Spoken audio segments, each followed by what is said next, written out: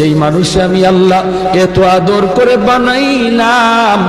আসমান আল্লাহ বানাইছেন কুন ফায়াকুন বইলা, ফেরেশতা আল্লাহ বানাইছেন কুন ফায়াকুন বইলা, জমিন আল্লাহ বানাইছেন কুন ফায়াকুন বইলা, কিন্তু আমারে আপনারে আল্লাহ পাক কুন ফায়াকুন বইলা বানায় নাই।